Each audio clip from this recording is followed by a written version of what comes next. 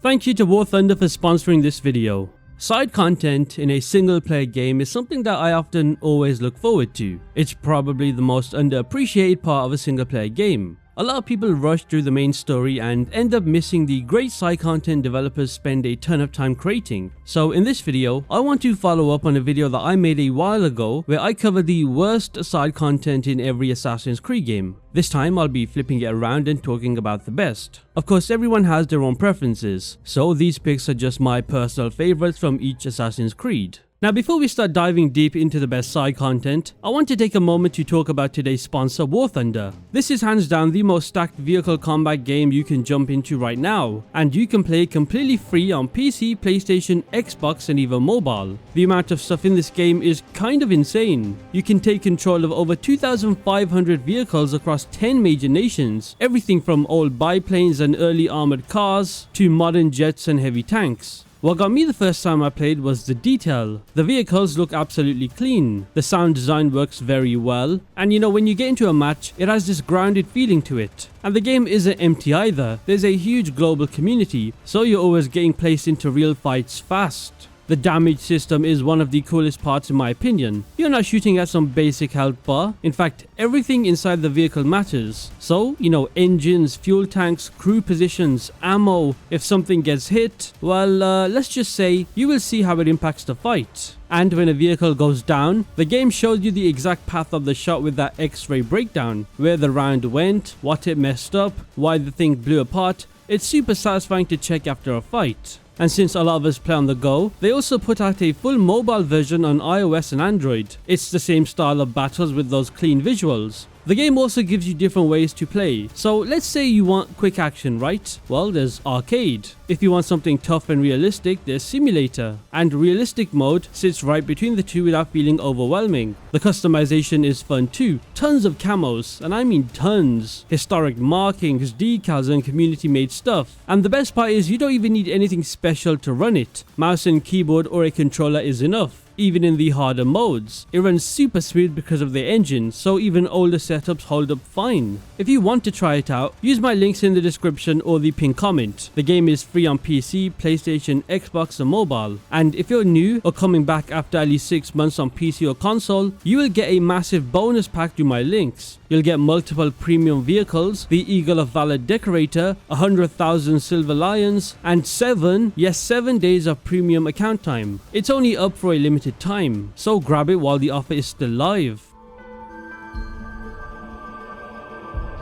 Okay, and starting off with the very first game in the franchise, Assassin's Creed 1, which by the way, we're only 2 years away from that game being 20 years old. Remake? Question mark? Now, unfortunately, side content in this game is, let's just say, kind of non-existent. There is of course the finding all the flags and random Templar Knights, but I've already classed those as the worst because of how many they were. I guess you could say maybe the information gathering missions before each main target, stuff like eavesdropping, pickpocketing or the interrogations, but a lot of them were tied to the main story, so I guess not. In fact, let's just go with the saving the citizens from guards as the best side content in Assassin's Creed 1. There isn't much in this game in terms of side content, because of it being the first in the franchise, and more of a proof of concept type of game, especially for what the franchise would later become. So let's just move on.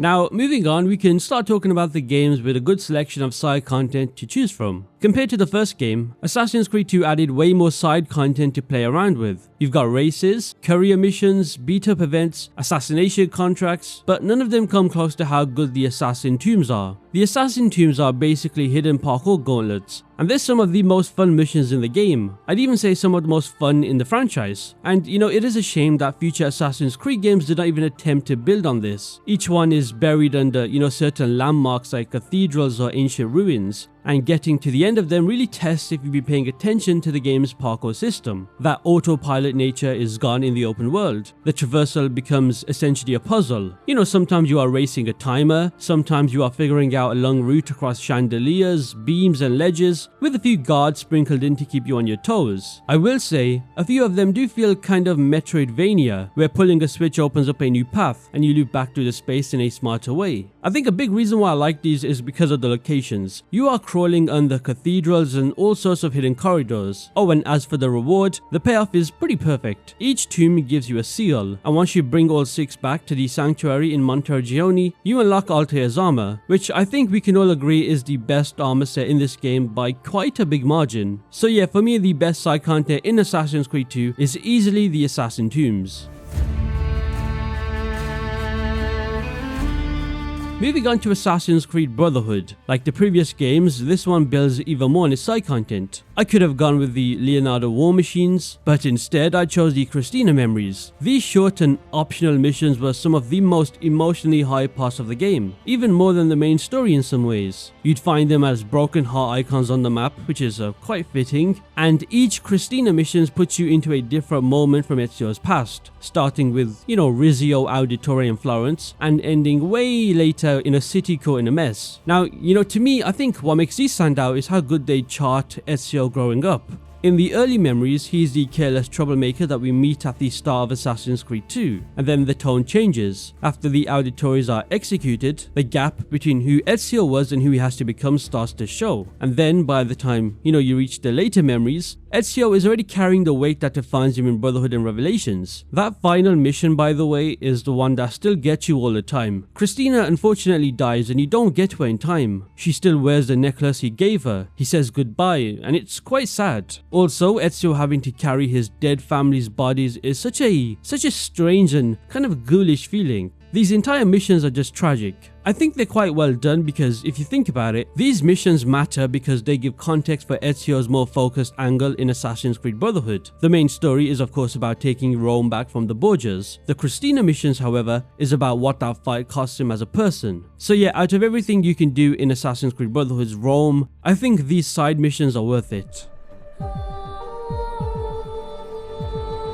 Now, next up we have the final game in the Ezio trilogy, and I'll be honest, if we're talking about side content, I think Revelations is probably the weakest out of the 3. There is still side content, but I don't think it's as interesting. There's the Piri Rise stuff, which was, I guess, cool for the bombs. There was that den defense minigame thing, which, you know how I feel about that. There's Sophia's books, which also weren't that interesting. So I guess I'm gonna say the best piece of side content for me in Assassin's Creed Revelations would be Vlad the Impaler's tomb. It's a short mission, but it does definitely stand out for his atmosphere, and oh boy, definitely the reward you get at the end. You unlock this tomb by finding a book about Vlad Tepes in Sophia's shop, I think, and then that will lead you to an old prison beneath the Constantine district. Now, once you start the mission, I do like the immediate atmosphere it gives off, which is this eerie gothic vibe, and it feels completely different from the rest of Revelations. The gameplay itself is basically a long parkour sequence mixed with puzzles and I think a bit of combat. It's not overly long, but it's one of the few missions in Revelations that really puts your movement and timing to the test. If anything, it feels like a throwback to the Assassin Tombs from Assassin's Creed 2, just with a more darker tone. And then at the end, you can find Vlad's sarcophagus and retrieve the Sword of Vlad Tepes, which is a great weapon to be fair, especially with the unique kill animations it gives Ezio. So yeah, even though Vlad's tomb was originally a DLC mission, I think it's still my favorite. Oh boy, I think this one is self-explanatory as to what I'm choosing for Assassin's Creed 3. I could have chose the peg leg missions, but instead, I'm going with the homestead missions. The fact that this is optional, by the way, still blows my mind, as it really does go so deep into Connor as a character. Pause. And it makes you like him a lot more. It starts quite small with you helping a few settlers and slowly turns into this living community that grows along the main story. Every new resident has a kind of like mini arc. You recruit craftsmen, farmers, hunters, a doctor, and a few others I can't remember off the top of my head. And the cool thing is they aren't random NPCs. As they talk, as they fall in love, they start families and even rely on Connor as a character. I would say Norris and Miriam's wedding is the moment where it all clicks. You have been grinding through a messy war. Then you get this quiet slice of life that reminds you what Connor is fighting for. What I like most is how these missions show a warmer side of him. People call Connor boring and bland. I mean, I used 2 years ago. But on the homestead, he jokes, and he actually fixes problems without a weapon. You see him as a protector and a neighbor. If you come back between sequences, the next chapter of somebody's story unlocks, so it feels like a town growing in real time. Now, of course, there is a practical payoff too. I mean, as you help people, you unlock a ton of things like crafting, gear, contracts, and even a trade network. You even get cozy touches like games of bowls and small festivals that make the homestead feel like a home. So yeah, plenty of Assassin's Creed content is disposable, but the homestead is the rare case where the side missions flesh out the main character a lot. Now, moving on to Assassin's Creed Black Flag, and for Black Flag I'm going with the Templar hunts. They are for me the best side content in this game hands down, because they feel like real mini storylines and not filler at all. Each city I think has its own kind of Templar hunt, with actual cutscenes and characters surprisingly, and together they help Edward's slow shift from greedy pirate to somebody who actually gives a damn. I believe you meet 4 different assassin contacts. In Havana there's Rona Dinsmore, who has you defend a bureau and take down the Templar Flint. In Nassau there's the whole Vance and Upton saga that turns into a messy family drama that also ends with a swamp takedown and a memory corridor with Jing Lang. In Kingston, if I'm not mistaken, Anto's Chain focuses on maroons and plantation oppression, which I'd say is a great counterweight to the pirate antics. And then with Apia Apito in the Caymans, you go from a hunting challenge to ship chasing and a duel with Lucia Marquez. It is a nice mix of all sorts of gameplay, so it is worth doing. The pacing is spot on if you kind of do them between main sequences, so do 1 or 2, return to the open world, then circle back again when you dock. It makes Edward's later choices feel more earned, because he has actually worked with the assassins besides Mary Read. You do also get variety that the standard assassination or naval contracts don't always deliver, and the reward is worth it. Each Templar hunt ends with a key, and all 5 keys unlocks the Templar armor in your hideout in Great Anagua. So yeah, if you haven't done the Templar hunts in Black Flag, go do them. What are you waiting for? When it comes to Assassin's Creed Rogue, I'm gonna go with the gang headquarters. Now, I get why some people hate them. They can feel a bit all over the place, especially with how the leaders love to cheese you with smoke, and there are a couple layouts that are a bit of a pain in the ass. I know that. But played on their terms, they're a decent little addition with some decent rewards and a nice twist on the franchise's base takeovers. There are 10 HQs in total across New York, River Valley and the North Atlantic. Now, the gameplay loop is quite simple in that you just cut down the flag, you sabotage the poison reserves, free some prisoners at times, and then take down the gang boss. Oh, and I guess you unlock a fast travel point, which is handy. I do think stealth is the best way to approach these, because if you do straight up combat, the enemies do hit harder in these zones, and the boss will shoot and toss a gas bomb to stall you. I would recommend using the Assassin Killer outfit to do these, which makes life a lot easier since it has a built-in gas mask. I also do like how these gang headquarters kind of line up with Shay's story. I mean, think about it, you are tearing down assassin-allied gangs, which shows the colonial Brotherhood at its rough point. If you like the more polished version of this in Assassin's Creed Syndicate, then I would say these are basically the prototype. Rogue's gang headquarters are definitely worse, and Syndicate does fix the formula. So yeah, I can acknowledge that these are not perfect, but definitely worth doing, and I had a ton of fun with them. Now, moving on, we have Assassin's Creed Unity, and I'd say from this point on is where it gets hard to determine what the best side content is in each game because there's so many of them. But for Unity, I've gone with the Helix Rifts, which I absolutely love doing. I could have gone with the co-op missions, I could have gone with the not the Nostradamus Enigmas, definitely not that. Anyway, the Helix Rifts are basically simulation glitches that pull Arno into alternate versions of Paris, and what makes them great is how they completely change the game setting. There are 3 main ones. You've got medieval Paris, which as the name suggests is medieval Paris, there's Belle Epoque, and also World War II. Each of them is quite different, to be fair, from each other. I mean, you go from climbing ancient fortresses surrounded by siege towers to sprinting across rooftops filled with glowing lights and airships, to then, escaping German planes over a half-destroyed Eiffel Tower. It's actually quite impressive the amount of effort that went into this piece of side content. If anything, it's actually quite ambitious what they achieved with this. I mean, think about it. Assassin's Creed Unity was already a buggy game at launch, and that game already pushed the limits with its crowded streets and very detailed interiors. But these missions showed that Ubisoft had even bigger ideas. Originally, Unity was meant to feature multiple time periods set in Paris, and the Helix Rifts were what remained of that concept. That's a true story, by the way. It's a shame that Ubisoft never expanded on the idea of Helix Rifts. Imagine the games after with this idea. We could have explored different periods of ancient Egypt or ancient Greece. So yeah, these Helix Rifts had so much potential to be their own mini stories. Maybe even letting us play as different ancestors like Lydia Fry in Assassin's Creed Syndicate's World War I segment. And speaking of World War I and Lydia Fry, let's move over to Assassin's Creed Syndicate.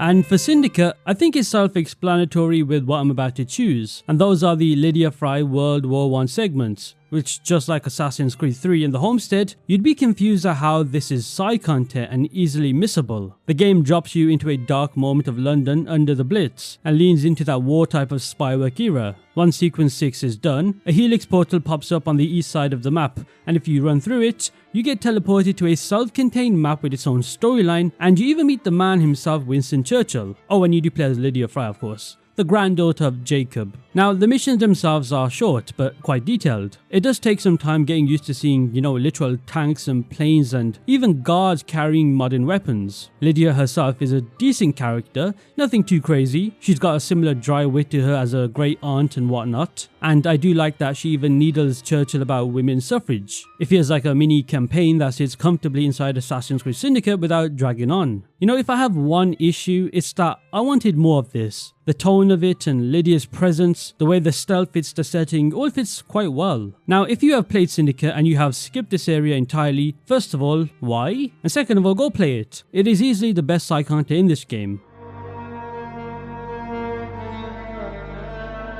Moving on, we have the first open world RPG game in the franchise, and that is Assassin's Creed Origins. Now, the interesting thing about Origins is that I'd say like 80% of the side content is literally just side quests. But there are still great side activities in this game. The one that I've chosen in this video are the Trials of the Gods bosses, which I'd say are underrated. Now, these were special timed boss fights that let you go up against, you guessed it, massive Egyptian gods like Anubis, Sekhmet and Sobek. They were presented as animus glitches that Bayek had to fight, which was a really clever in-universe explanation for why they existed. I mean, it's better than having literal deities in the game without any explanation. Yokai. The idea of turning Bayek's memories into these surreal arenas where you fight towering deities made them feel quite different and unlike anything else in the game. If I recall correctly, each week two of the gods would rotate in and out. One would be normal difficulty, the other would be hard, so you always had a reason to come back and take them on again. Now, the fights themselves were not that straightforward, which I liked. Each god had their own attack pattern and different abilities, so you actually had to learn their movesets instead of just spamming attacks, which you can't do. Anubis would summon skeletons from the sand, Sobek would flood the battlefield, and Sekhmet, I believe, would rain fire, I think? There were also some very good rewards tied to these fights. I believe you'd get legendary weapons themed after the gods themselves, and if you complete all of them, you would get a special Anubis outfit. Now, for the first time in a long time, these Trial of the Gods bosses gave the franchise a real endgame idea. Now, even though these were originally community events, Ubisoft kept rotating them in and out, so the newer players could now experience them, and for that alone, I respect it.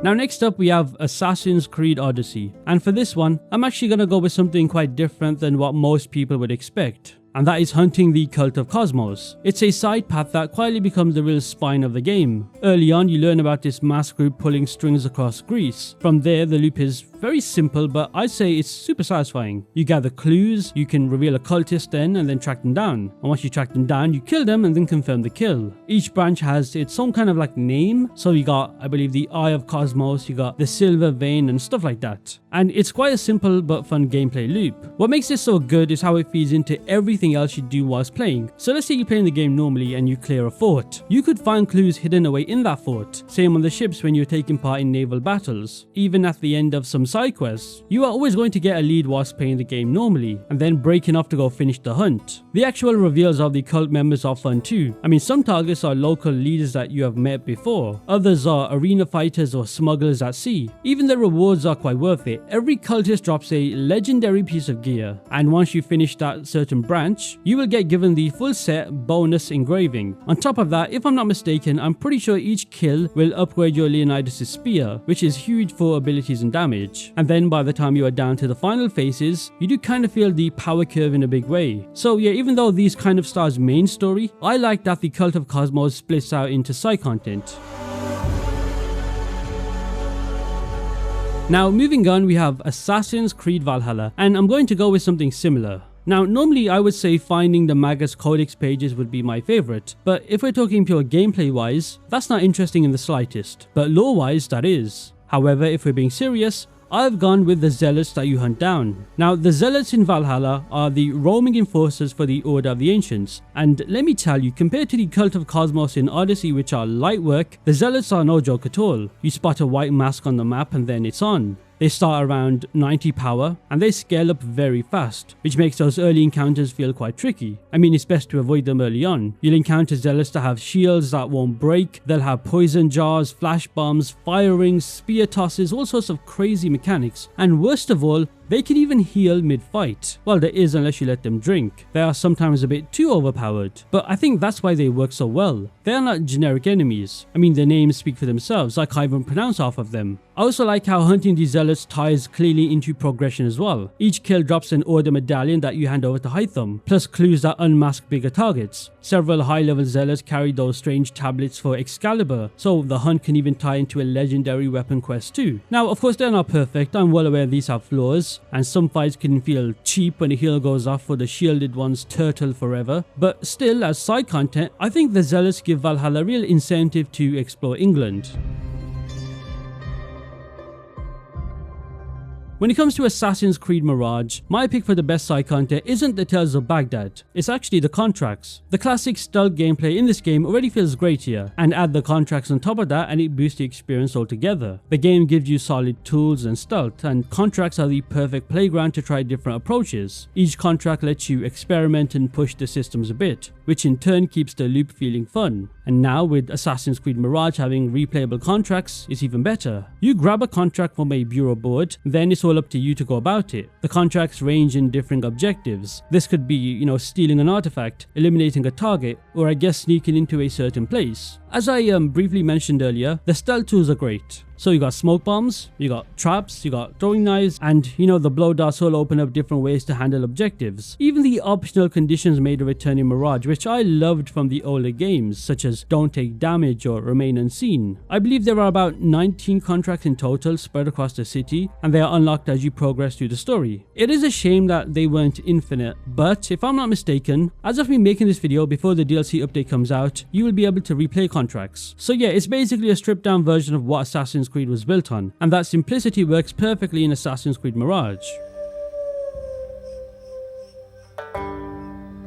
And last but not least, as of me making this video, we have Assassin's Creed Shadows. Now, the side content in this game is a bit weak, I'll be honest, but there are a few shining lights. And for this one, I've gone with Nobutsuna Students, which is part of the side target board. Now, unfortunately, I can't say all the side targets because around 80% of them felt like filler, except for this one. Nobutsuna Students felt like side targets that were well written, and it felt like whoever wrote this specific storyline actually knew how to write something good. So the idea behind this is that Nobutsuna, who is Yasuke's former sensei, sends you across Japan to face his former pupils. Each duel with them locks your weapon to theirs, so every fight forces you to learn a new kind of way of fighting. One of the bosses has you fighting against his naginata with yours, another is a long katana, and so on. There's even a very cool concept with a bow, and the arena fight against that bow boss is amazing, and I thought this was done very well. But for me, what I love is how personal this all feels. These are not random named targets or generic enemies, these are story related characters. You get small bits of who they were to Nobutsuna and what they think of Yasuke. Some ask for an honorable bout and walk away, others will push you to the edge, and by the time you reach the final student, the story ends in a very emotional way, which I thought was quite rare for this type of game. So yeah, most side content in Shadows is checklist stuff, but this one, Nobutsuna Students, this one is completely different. And there we have it. Those are what I would consider the best pieces of side content in every Assassin's Creed game, starting from Assassin's Creed 1 in 2007 all the way up to Assassin's Creed Shadows. Now do note that this was all my personal preference. Let me know down below what you would change about this and which games you think has the best side content. For me, I would probably say it would be Assassin's Creed 3. Once again, massive shout out to War Thunder for sponsoring this video. You can play for free on PC, PlayStation, Xbox or mobile by using the links in the description or the pinned comment down below. New players and anybody coming back after at least 6 months on PC or console get that big bonus pack with premium vehicles, silver lions and 7 days of premium. Limited time offer, so don't miss it.